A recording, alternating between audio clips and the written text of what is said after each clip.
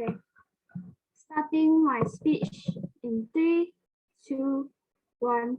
Panel, government's only burden is to prove that large companies are currently not held in check by any other mechanisms of accountability, and it's a necessity that this move is implied to shift their priorities towards the welfare of the most vulnerable. Before I go into my arguments, I would like to start off with 4 layers of case setup, which is very important to our case. The first layer is what is the majority of shares and how is it going to be given out. This looks like at least 51% of the shares will be given to the employees, but we are happy to push it up to 60 or 70% where appropriate. The shares will be owned by employees that have the ability to trade the shares if they want to, but at any point, a majority of shares must be owned by the employees, and the shares given to the employees will be part of their financial compensation package, and we are happy to regulate companies to give shares to the employees at below market rate and or subsidize the provision of shares at the start. My second layer is I'm going to be talking about what makes the integral of the nation's economy. It usually has to do with the primary exports of the nations. They are usually oil or natural resource companies, and these corporations usually are quite large with a large amount of employees, and is a large contributor to the GDP. And they have a lot of branches throughout the nation. State subsidies and or tenders are usually outsourced to these companies, and private companies usually are government linked or the government is usually a major stakeholder in this case. Third layer is how does this look like? On the outside of the house, we are talking about like big corporations like Petronas in Malaysia, which is the largest oil drilling company and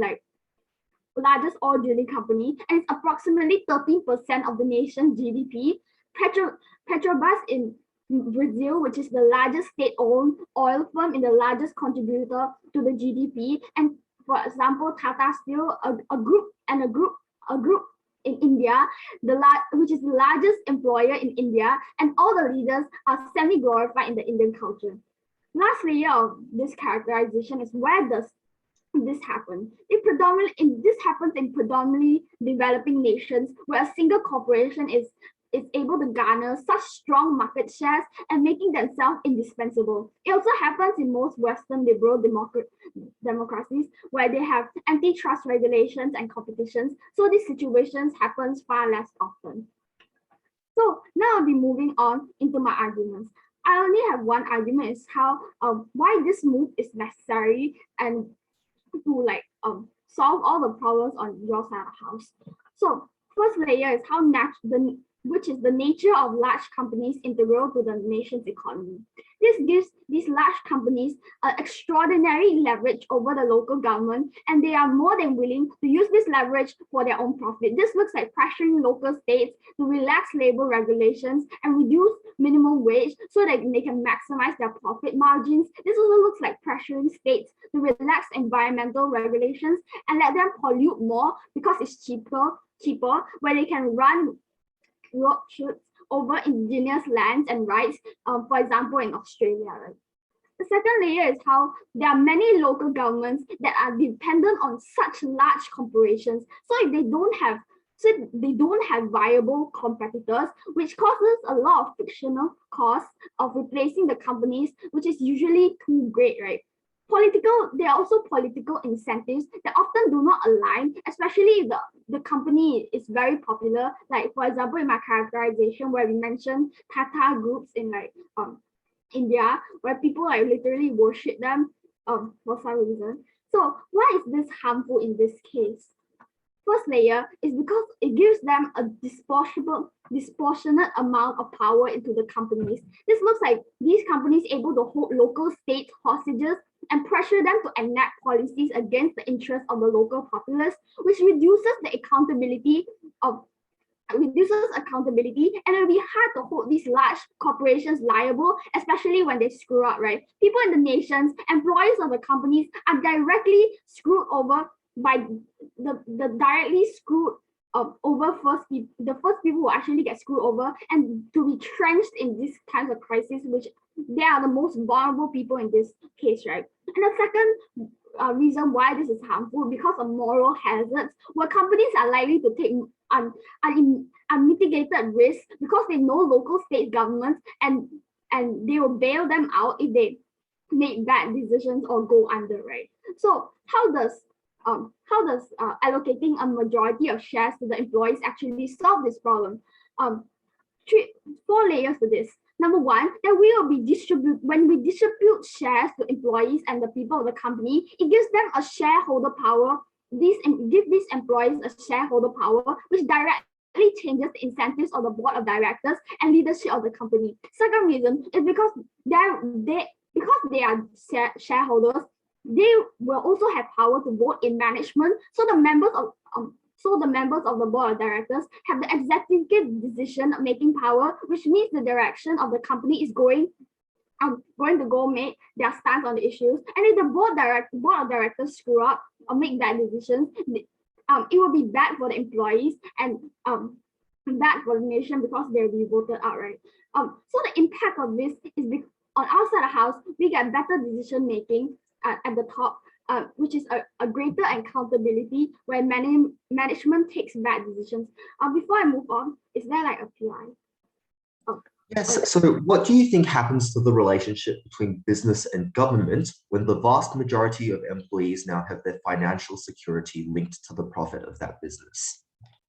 We tell you that relationships are not relationships between business and the employees are very important, and that if we just give these like large amount by giving them a larger share of like financial security, it will be better for the company as a whole for the reasons I talked about, because these like it's harmful to just give the whole corporation a disproportionate amount of power in general, right? So to end the case, I would like to say that this is principally just because employees are directly affected by the policies and the companies make, therefore they deserve a say in who is elected out of the board. And the alternative, people will have no choice and it's likely to be worse on your side of the house. So the conclusion of this is that this policy is necessary to create accountability mechanisms shifting their incentives to care about the most vulnerable people in today's debate. For all those reasons, I'm very proud to propose. Thank you. I thank the Prime Minister for the very kind speech and now call upon the Leader of Opposition. Here.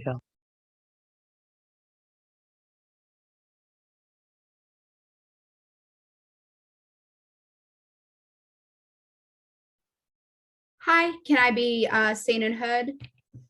Yep, loud and clear. Okay, fantastic. I'm really happy to just take POIs visually. So if you just want to like, turn your video on and put your hand up, that's really what I prefer. Otherwise, just feel free at about 5 minutes to just say POI and I'll probably take you around then.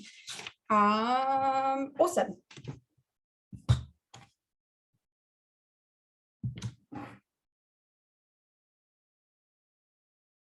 Starting my speech in 3, 2, 1. In an economy that is post-COVID, with increasing casualization and increasing exploitation, these employees' benefits is their transience and their ability to move on and their ability to find different work. What opposition is trying to do here is trying to tie them to these businesses. The government team is trying to tie them to the people that are going to be making their lives and their wages worse. On-side opposition, we give these people an option, we give these people real outs, and we give these people real meaningful ways to move on in a developing economy. A couple of things I'm going to do in this speech. Firstly, I'm going to explain what these businesses look like. Secondly, the harms to nations, and then accountability. And then last, how this harms whistleblowing. Okay, couple of things. What do these businesses look like and why do these accountability mechanisms fail? They tell us that these businesses are likely to be like large national businesses, and they can say that this is likely to be things like mineral wealth, etc. I think it's pretty important to know that in their model, they state that this would take the form of salary self-sacrifice, or this was going to be part of a compensation package. This is deeply harmful for a couple of reasons. This literally gives these businesses a mechanism to make employees' wages lower and force them to accept things like shares. This means that these their literal financial compensation for their job is lower because these shares are very variable, and there is no guarantee that this is going to have a high return, particularly because of the government bench literally says that these only have to be 51% of the company's shares, Note, these companies have thousands, if not millions of employees in some of these states, particularly in developing economies. This is likely to not have a large, this is not likely to give back to this employee in any sort of way. Now, like the government bench might come back to us and say like, well, maybe this is a choice that these employees get to have. But note, this does not mean that they get the choice between a high salary and these shares. This is not the choice that exists. These companies, if they can lower wages, are going to do so anyway. And I'll explain how you get better mechanisms for employee freedom later on when you don't have this model. Secondly, it is probably unlikely that these employees are ever going to use their votes for a couple of reasons. Firstly, because side government likes to tell us that, well, now they have a seat at the table. No, when you have hundreds of thousands of employees, they don't have their own individual voices. Note, the people that are going to be selected to be chosen are likely ones that management thinks, or like the CEOs think are good or are likely to be coerced. Secondly, these people don't really have any alternatives. So their hand is literally being forced to make decisions that are going to be bad for them. We think that is particularly cruel and not okay. Thirdly, these people just have less financial information than these CEOs, but also might just have less financial literacy. Because if you're somebody who works day in and day out extracting minerals from the ground, you probably do not have the knowledge that it takes to be making like large like business decisions. And even if you're advised, that advice is likely to come from the people that want you to make certain decisions. You're likely to be influenced in many ways that are bad for you. We think that them being like given this power is probably not the benefit that side government wants to think it is. And secondly, just because all of these people can't be represented, it probably means that people are going to be making decisions or forced into decisions with their shares, that they didn't want to be, right? Lastly, these businesses have profit motives. All of their decisions are probably not in the interest of these employees. And so we think that it's particularly harmful that they are making decisions that might be against their own best interest simply because they do not have the financial information that these CEOs do have. Secondly, why their accountability mechanism falls. They tell us that these welfare of these companies are really, really bad. Note, this wasn't like all of the shares, and there was likely to be like higher proportions of shares allocated to different employees or just like different size wages. We didn't really get this, much analysis on this. So that probably meant that some employees had more power than the others. They concede that this is like oil and natural resource companies, which is particularly important when we talk about the harms to nations and the harms to employees themselves.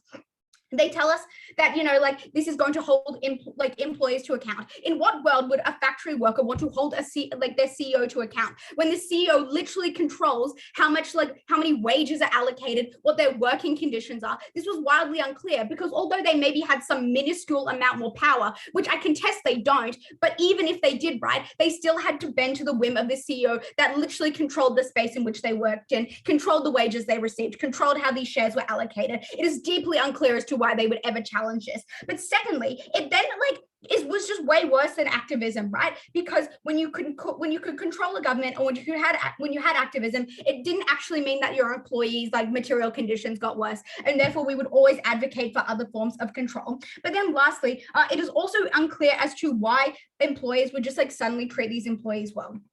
They tell us that it is this limits the business's influence over the government. It is extremely unclear and just not mechanized at all as to why a government would not just if the financial security of the people working for this company is challenged, why the government has less power or why the government is less influenced. If not, I'd say it's even more influence because the livelihoods of many people are just reliant on this. So therefore, I think that accountability mechanism falls. CEOs are less likely to be accountable now because they can just blame their employees for these choices. Unclear as to why these employees who literally just want to make money to survive are going to therefore make really good decisions for the environment, because a CEO can literally just tell them, if you don't expand into this indigenous land, you are going to have this amount of pay cut because we can't have this profit, and therefore they are likely to make a decision that is equally bad. I'm going to take a POI now. Yep. So what exactly are these alternative mechanisms to hold large corporations accountable in your world? Oh, yeah. Fantastic. Okay. So this necessarily isn't the debate, but we have a couple of things. Firstly, we think that just corporate pressure exists. So when people are trading with these countries, you're able to pressure them. We think that things like tide aid, so other companies and other countries who are providing things like tide aid and infrastructure aid for these businesses to actually do trade are able to say hey, we think this is a fair minimum wage, or we think that you should not hire children in your factories. We think that this is a particularly good way of going about this. And this has happened in things like, fast fashion factories, etc. To a smaller extent, but we do definitely think it's possible and definitely a better mechanism than whatever this is. Secondly, harms to employees. Specifically, you get less money over your career because there's salary self-sacrifice. Note, these shares are unlikely to be particularly lucrative because you're receiving a tiny amount, but note, you don't necessarily have a choice between a higher salary and this share, because why would an employer do that if they could pay you less, right? Secondly, they're forced to make choices that are bad for them. Thirdly, these choices are likely coerced. And fourth, they have less power. But FIT just generally binds these people to these companies because they have a financial stake in them. In a casualized and gig economy, this is particularly bad because you therefore have less money, but you're also financially tied to a business that might go under. Secondly, this limits whistleblowing. This is particularly bad because when the face of your company is like, or your income is based on how this company is perceived, things like, you're less likely to report things like harassment or malpractice because that'll likely result in financial penalties to that company. Therefore, a woman who is harassed at work or somebody who is, witnessed the company doing something really bad is unlikely to report this, and therefore harassment continues. The people who are most vulnerable in these workplaces are being most likely to get screwed over by this policy because we make the lives of employees better, because we don't give these CEOs, extreme and excessive power over these people's wages and lives. I'm so proud to oppose. Thank the LO for their really fine speech. I now call upon the DPM to extend the case to cite government.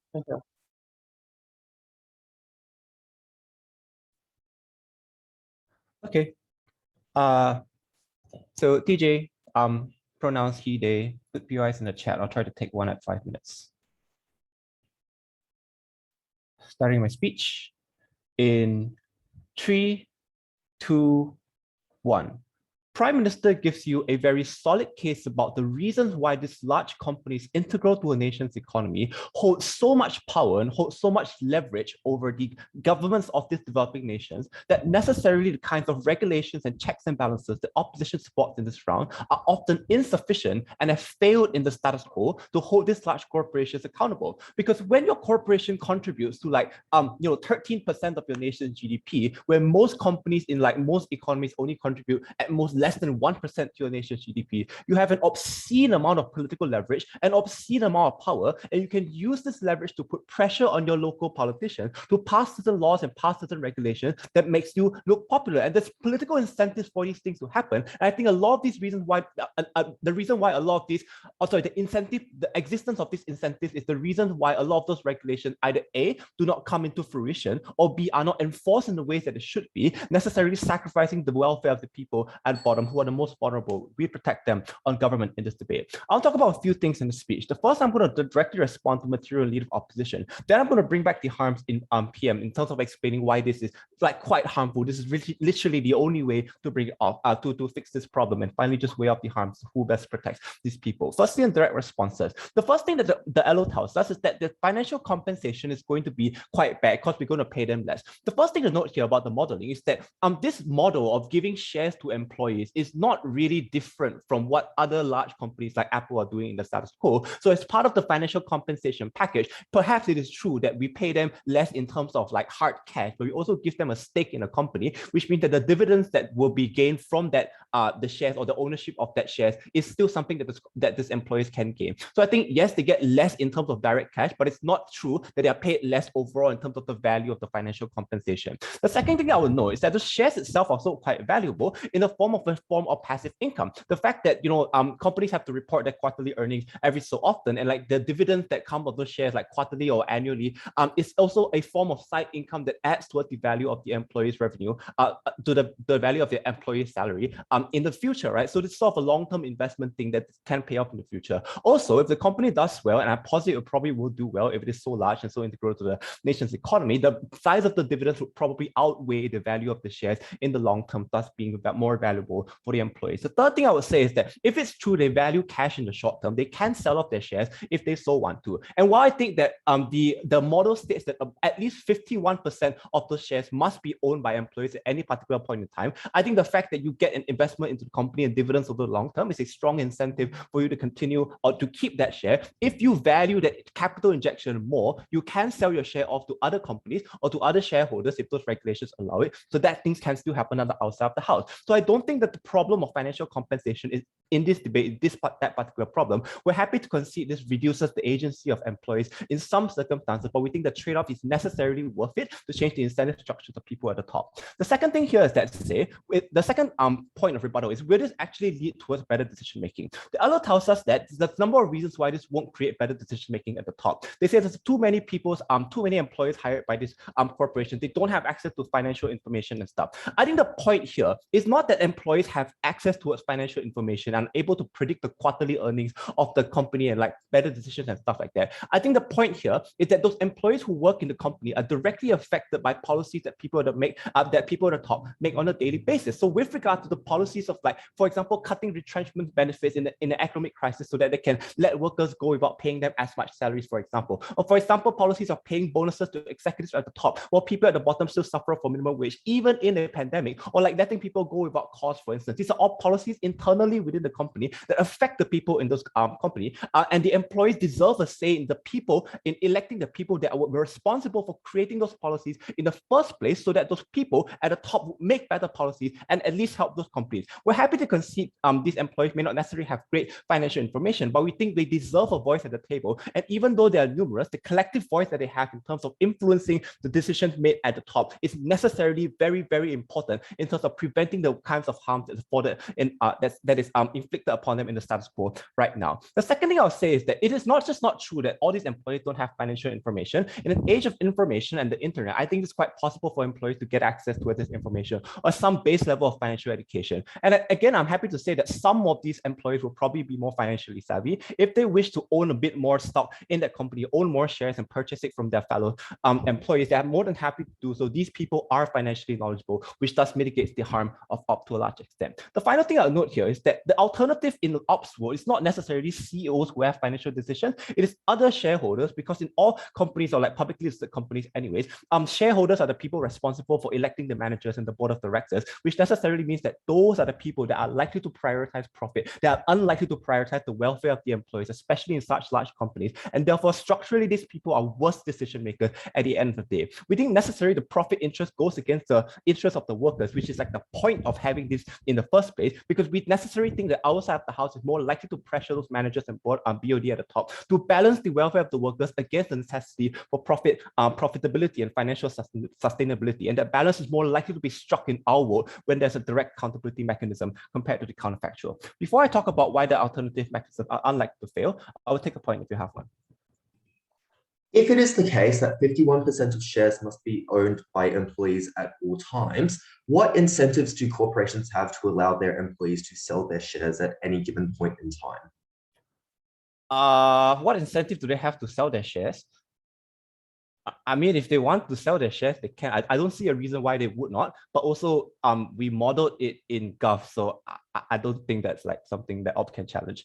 Okay, the final thing in this speech then is some sort of weighing off the harms, because we explained specifically why large corporations were integral to the economy, were subject to problems of moral hazard and the like, which necessarily meant they have a disproportionate amount of power over local state governments in the form of lobbying, for example, in the form that these companies were quite popular, and politicians did not want to be seen as regulating and cutting off the jobs of the largest employer in those nations. What it's meant to say is that the kind of mechanisms that opposition supports in this round, things like state policies that prevented child labor and minimum wage and environmental regulation, were by and large unlikely to exist because political incentives existed for those politicians to stand in favor of those large corporations as opposed to against. And that's why necessarily the fact that these corporations have lobbying power who could prop up their political opponents, also that it was popular for them to support those companies, meant they were more likely to do so instead of enforcing those policies. Lastly, on whistleblowing, they said that people are unlikely to report those things. I just think that whistleblowing is symmetrically unlikely to happen on both sides of the house, to the extent that those workers are still being paid by those corporations and still have an incentive not to do that. But again, I said that they can sell off their shares if they truly wanted to report things like harassment or bad pollution practices within the company. So I don't think that's a problem. For those reasons, we necessarily think that our side of the house promotes accountability and better protection. Propose. I thank Speaker for the very fine speech, and now call upon the DLO to extend the case beside opposition.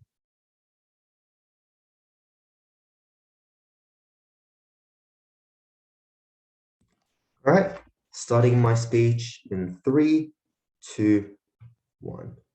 I think it is a shame that the Deputy Prime Minister did not understand what the POI I asked was getting at, because the truth of this debate is that corporations have an unbeknownst amount of influence upon the employee.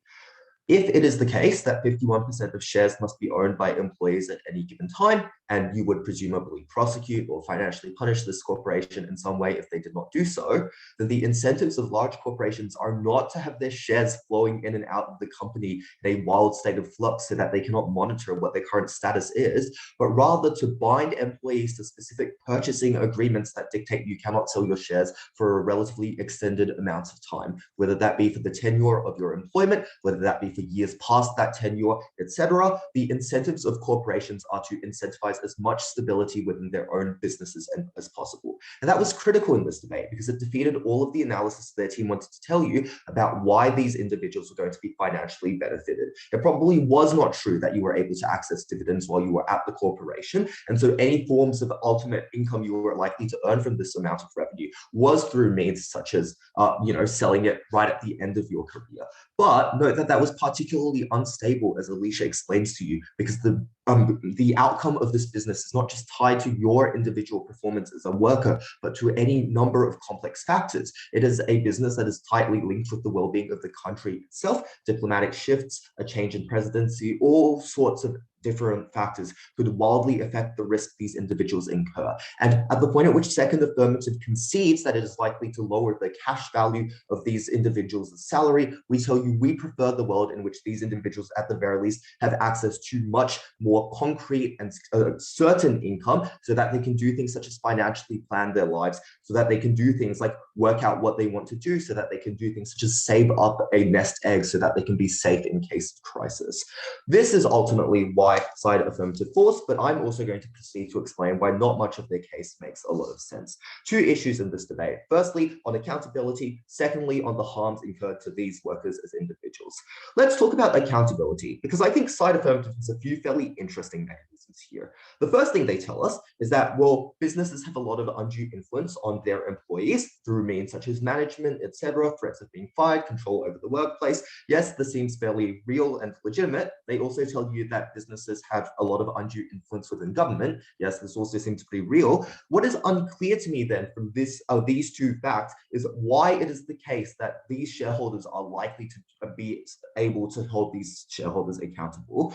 Let's look at this in detail. They tell you that, well, these are individuals who are directly affected, so they are likely to do things such as engage in shareholder voting. But I think it is unclear why this is likely to be the case for a few reasons. The first is that of financial knowledge. There are many policies that shareholders must necessarily make a call on. It is unclear to me why the average worker would necessarily be interested in all of them to a level where they would have sufficient political engagement with the shareholder voting process. I think that by and large, individuals are unlikely to engage. They tell you, well, people can get educated in the modern day and learn on the internet, but note that that is preconditioned on them having interest in performing that learning in the first place in a world in which individuals believe that their purpose is to work as a factory worker in one of these corporations, and they likely do not have much need for this form of financial literacy. It is highly unlikely that this sort of accountability actually occurs. But more than that, let's be generous and say this kind of financial accountability does exist. Well, I think at that point then, employees are also likely to be coerced by managers.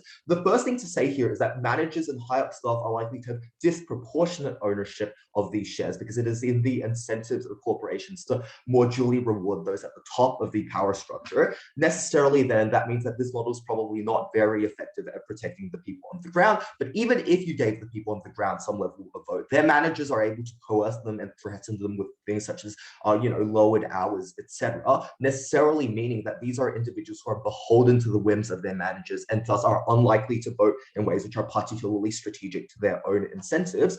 Given this amount of analysis, I think it is deeply unlikely these managers are actually going to be held to account, especially when the only mechanism their team gives you is that these individuals are going to vote the board of directors out if there is mismanagement. The final thing I would say is that oftentimes what appears to be mismanagement to people on the ground is probably a necessary sacrifice if unpopular. For example, it is probably bad if these businesses go out of business altogether, given how tightly linked they are to this country's infrastructure.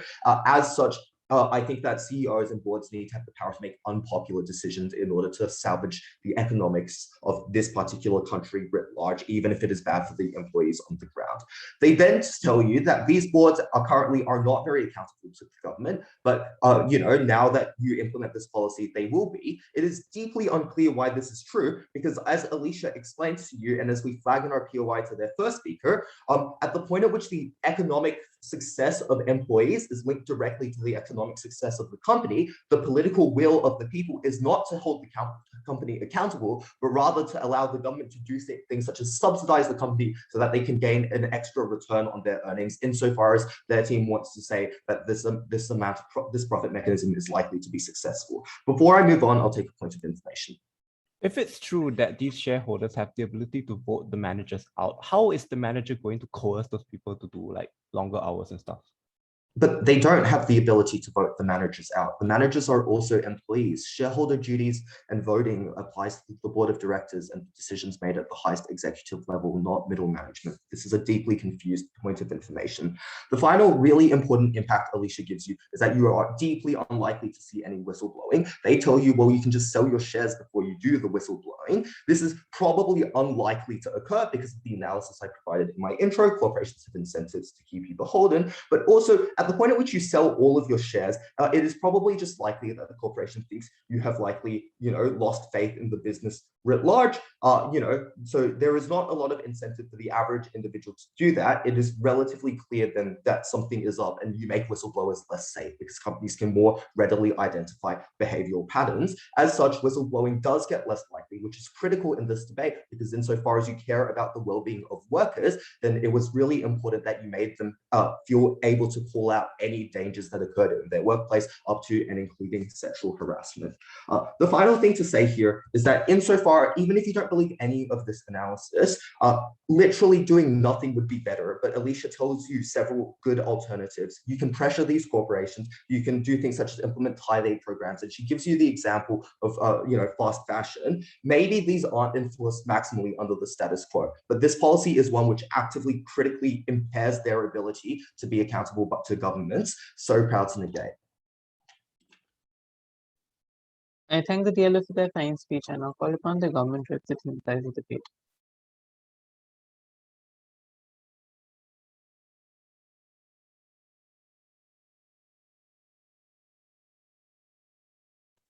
All right, I'm audible.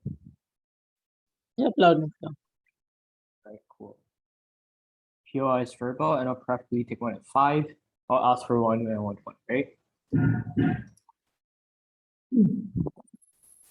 And I'll see him. I'm waiting. Okay. Speech starting in 3, 2, 1. I have 2 issues broadly in a speech. The first is where better decisions are made. The second is who better protect vulnerable workers. The first, where better decisions are made. What did government told you precisely in this particular issue? We told you a versatile of things. The first is because shares are held in the employee's hands. What this means to say is that you get a decentralized power. When it comes to decision making, it's not only that broad of directors, it's not only that broad of management. You're actually making the decisions and are actually sacrificing the benefits and the welfares of the other workers that are comparatively lower in status to them. But then what this also means is that they can make a decision as well and simply decide the fate of millions of individuals we think that was problematic. The response we got from their side of the house was that people can influence decision making, and there's coercion involved in this particular case. I think the first thing to know is that they have shares in their hands, the employees specifically. What this means, it's unclear as to why this particular is true. Why this particular is true then? Because no, we can just sell the shares as what TJ has already suggested to get money when the shares are actually high, for instance. But second of all, I just think we don't get the argument about employees having to choose between higher pay and the shares. I think the reason for this predominantly is because the shares, although a person holds a little share in their hand, but note that if they group together, for example, if they whistleblow together, and exactly as what Ella wants to talk about, as what they suggest, that you have millions of employees and then like for example, in multi-international company, for instance, what it means is that if all the shares are grouped together, we suggest that it's comparatively better. We suggest it will be comparatively larger. It will be comparatively huger than what the managements actually hold in their hands. So what this means is that a person, whatever, like thousands of individuals who group together to fight against the inequalities and the disproportionate treatment that are beholden to them. We think that was sufficient. That was like sufficiently explained, which means that whatever they want to talk but don't make sense. The second thing we then heard from their side of the house is that, oh, you cannot share your shares, which is an extremely vague keyword given by second opposition. First thing you want to know is that that's vague because your shares are your possessions. You hold it in your hands. You're signing in an agreement. It's black and white that they're being transacted to you. They're being transferred to you, which means that it's a part of your possession. It's a part of your property. In that particular case, it makes no sense that you cannot sell your shares. It makes no sense if you cannot sell the things that are like basically your property, for instance. And that is equivalent to it saying I bought a house, but at the end of the day, I cannot sell the house. I bought a car, but I cannot sell the car. It makes no sense, right, panel? They need to understand how property and that actually works. We told you second of all that this particular policy is an enforcement of these systems of accountabilities.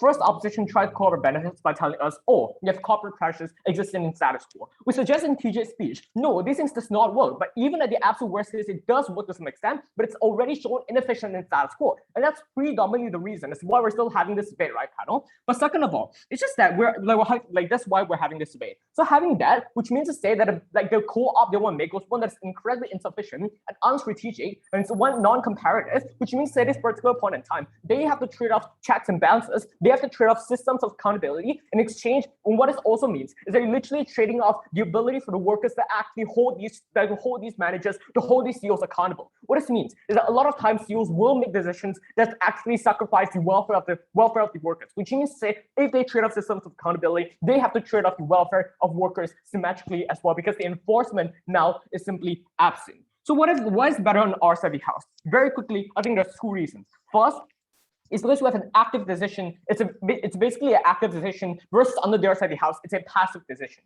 We rely on things like, for example, lobbying. We rely on things like corporate, which oftentimes the thing takes a lot of time, which is like quite magical to organic change. But when you're holding our side of the house, it's an active decision. You have a vote in your hand, and the fact that you're like a lot of like, for example, if you cut like for example your workers' wage, all workers are like basically affected. And then in a particular case, when they face the same problem and they face the same difficulty, that incentivizes them to stand out together and basically to unite as one to go against you. And that's perfectly like legitimate on our side of the house. And we think that's a benevolent benefit, right? But second of all, like it's just CEOs now are like more cautious when they make decisions. It's not like each and every single time when they're trying to basically move their company forward, they'll always sacrifice the benefits and the welfares of their employees. We think this is perfectly problematic in the side of the house. We think this solves and this changes on our side because now not only CEOs have shares, but also those employees as collectively. And when we told from the very start of Corson's speech that these workers collectively will have at least 51% of the shares, which means to say, regardless of how they argue, workers will have a larger bargaining power if they group together on our side of the house, and that's how change materializes.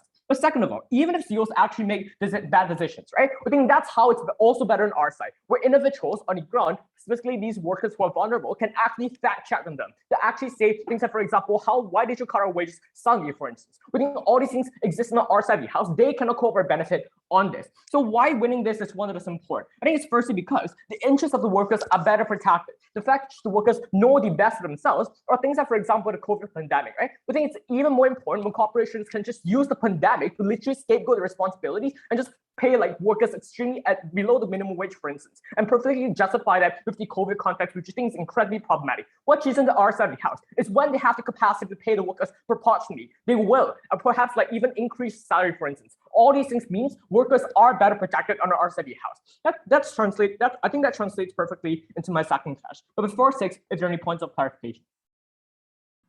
So your mechanism for accountability is that the 51% of shareholders can take a vote. How are you going to unify every single employee of the business?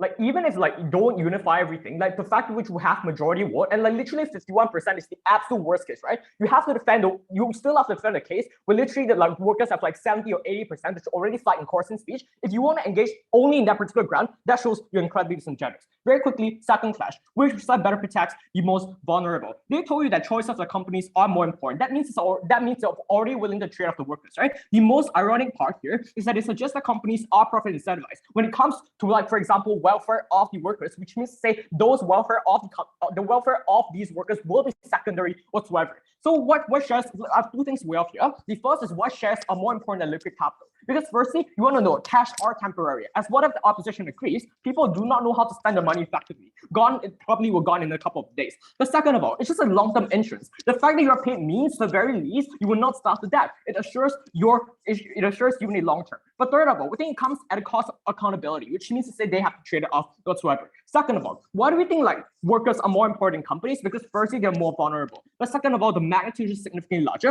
At the very end of the day, if you want to talk about whistleblowing as an alternative mechanism of like for example, accountability, we say it's massively difficult in opposition, not only because of fear of backlash and retaliation, it's also unsure as to why it even leads to better outcomes. So at the very end of the day, our side of the house wins uncertainty in terms of helping these workers, and for all those reasons, because we protect the most vulnerable, we're proud to propose. I thank the comment clips for their fine speech. I now call upon the opposition whip.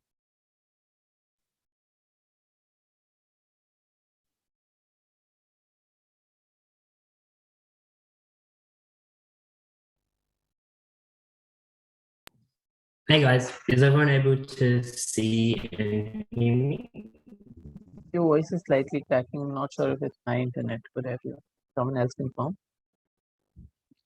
Yeah, it's cracking. Cool. Can you try like changing the network or maybe turning off the camera button? Yep. Just give me 30 seconds to fix that. No issues. Take it.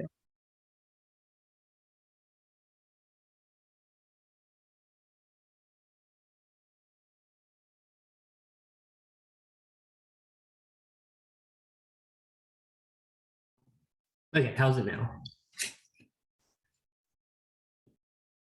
Much better, Ken. Awesome.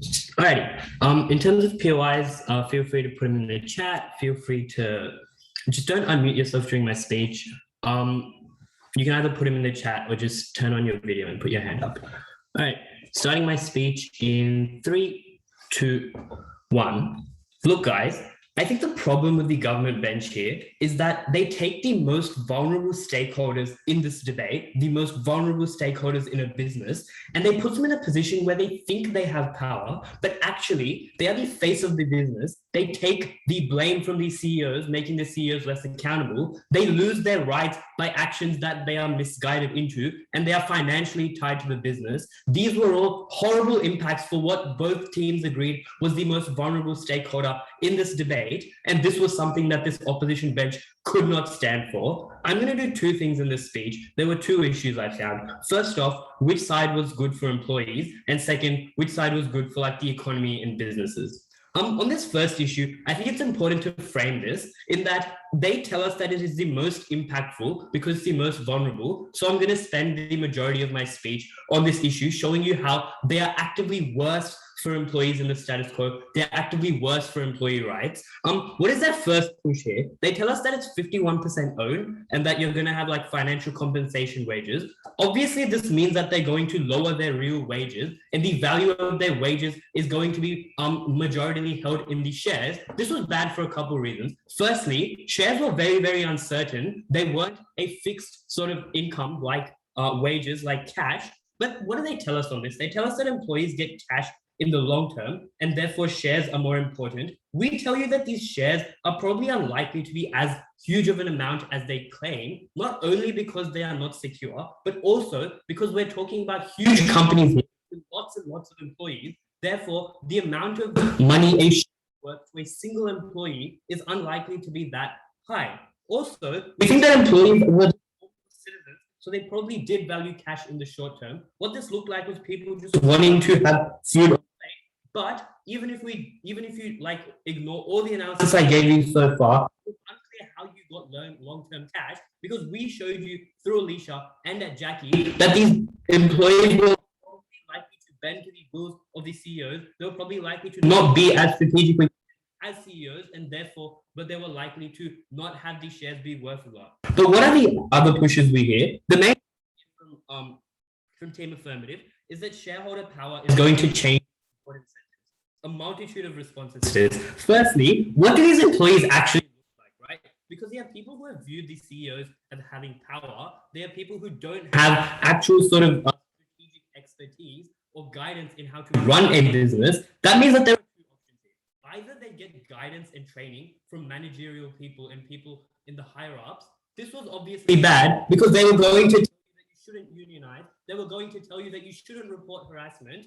What do they tell us? They tell us that you can just like go on the internet and like search up how to manage a company. This was obviously not true, and it was such an idealistic point of view, because if it was, I could just spend like 2 hours on the internet and become the CEO of Apple. Intuitively, that is something that is untrue, right? So what is the comparative here? Either you have guidance and you are likely to do things that are not good for you because the managerial sort of positions and board incentives don't actually change. They just use you as a scapegoat to like further screw over employees.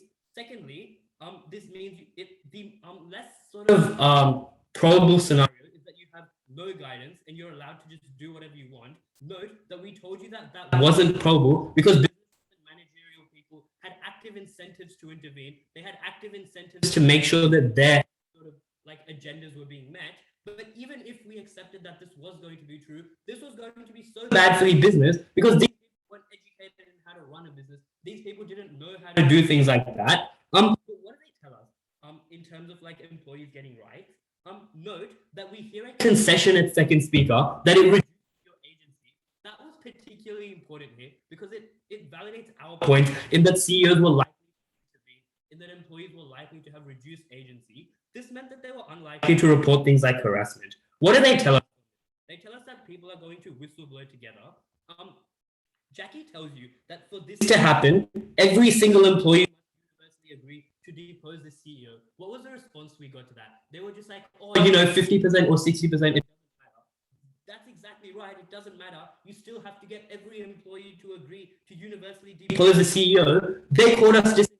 They literally didn't respond to our POI. They were going to be coerced anyway. Why was this a silly assumption? 3 reasons. Firstly, they were financially tied to this business. Secondly, when this news of like harassment would come out in the news, that would lead to this business going into disrepute. That would lead to the share prices of this business dropping. Shares that these employees own, note you, this was actively against the incentives of these employees because they wanted to get money. Therefore, they were in a huge conflict situation. This was actively against their incentives. Comparatively, on our side, even if whistleblowing is a problem in the status quo, employees weren't financially incentivized to not report sexual harassment. That was a claim that we could claim on our side.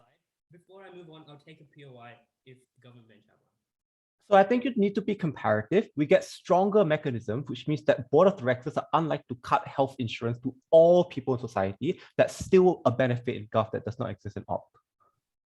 Okay, that's just like untrue, right? Because board of directors are always incentivized by profit. The incentives of the board of directors don't change when you have 51% of the company being owned by employees, but rather the means through which they affect those things change. What this looks like is the CEO going out and saying, I'm not responsible for my company going into disrepute. These employees are. The CEO being less accountable. Unclear what that POI was getting at. But then they tell us that you can just like sell your shares, and they give an example of a house. I thought this was because obviously you can't sell a house when you have a mortgage, right? So at the end of this issue, I think we clearly show you that we are better for the employees, for the most vulnerable stakeholders. But lastly, a minute on the economy and business. They have 2 pushes here. Firstly, they tell us that large companies are going to get held accountable. Again, unclear how this happens because CEOs are now going to be even less accountable because they can just shift the blame onto these employees. Alternatives we tell you at Alicia, things like Tide Aid, things like activism, things like investigations into the workplace. Even if you didn't buy these, we showed you that their side was going to be actively worse than the status quo. And we thought that even there, if you were going to take us at our worst and take take their side at their very best, we still came on top. We weren't the team that was disingenuous. They were. Last about alleviating pressure on government. This was going to be worse because employees are financially linked. How do we impact this? Maybe this issue is less important, but it's still large in scale. Because if these businesses fail, that's bad for the entire country's economy because it was an integral sort of business. And at the end of the speech, I think I clearly showed you that we take out this. We were the side that was good for the most vulnerable stakeholders. And for that, I'm very proud to oppose. I thank the speaker for their very kind speech. I now call upon the opposition reply. Starting my speech in 3, 2, 1. Let us look at the balance of probabilities taking side affirmative at their best.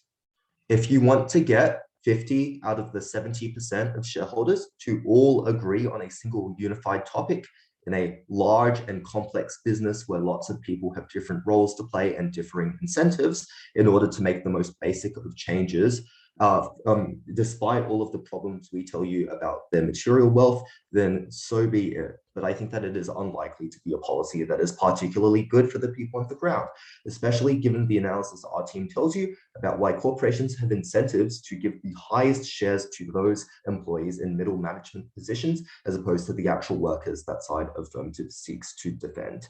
As such, it is unclear to me why necessarily the board is going to listen to those demands, when instead they could simply appeal to those who they already enshrine with power. It is deeply unclear why their team gets any accountability on that front. We give you 5 far more compelling reasons why accountability is worsened then. The first is that there is likely to exist coercion, even in cases where shares belong to people on the ground. For example, middle managers could do things such as threaten to cut hours, etc., find obscurious reasons to fire them. Note that the place setting of the debate their team gives you is countries without particularly strict labor laws, so this sort of thing is probably quite likely. The second reason we give you is that even if you don't believe this coercion exists, individuals probably do not have a lot of economic literacy to be particularly politically engaged within the shareholder process. Yes, perhaps they are affected by the policies on the ground, but these individuals probably are by and large not particularly able to understand how an abstract policy direction from the highest ends of the CEO directly affects their working conditions on the ground. That requires a comprehension of jargon and time, which people living paycheck to paycheck probably just do not have, as Gautam explains to you. The third is one of scapegoating. The CEO loses accountability because he can blame the decisions on the employees, given the compulsion to shareholders that they have, and is reliant on by affirmative. The fourth is on whistleblowers, which we tell you is particularly critical for maintaining a safe workplace. They give you the very glib response of, well, you can just sell your shares, but clearly in a world in which a lot of your financial capital is caught up in these shares, which is the maximal impact on their side, you're probably particularly unwilling to do this, especially when you have to provide for your family. And the fifth is on governments. That is, we explain to you that the political will of the people, insofar as they have wealth caught up in these businesses, is to propagate these businesses and not to hold them accountable, because they care about their own material interests. This set of 5 differing incentives and mechanisms concretely proves why this level of accountability that their team wants to stand behind and their team lays all their impacts contingent on is highly unlikely to exist. We would probably be better off doing literally nothing. But secondly, on why this also just materially harms individuals on the ground, we explain to you that you actually just probably cannot sell these shares whenever you want. Yes, you own them, but in my speech, I explained that there are corporations who have explicit corporate incentives to prohibit you from selling them until after a certain point in time as part of your remuneration package in the contract. No response from their team, aside from an insertion of AFBIA going like, nah, you can sell them whenever you want. All right, but even if this is true, the vast majority of individuals do not want the ability to take in one large burst of income at the end of their tenure, especially in nations where people are living paycheck to paycheck. They want a level of steady cash, as Gautam and I explained to you. They want the agency to be able to plan out their financial futures. They want the ability to know concretely how much money they're getting in the future so that they can make decisions on things such as buying an apartment, sending their kids to college. And that's not something you get at the point at which you introduce the variability of shares. It is deeply unclear to me why this is something which is necessarily going to be good for either the individual, even at the most basic financial level. We tell you instead that you have a wide variety of alternatives. Maybe they are not perfect, but we give you a level of accountability that is diminished by this policy, and their side makes the accountability businesses have to their employees much worse. So proud to negate. I thank the reply for their fine speech and now call upon the government reply. Okay.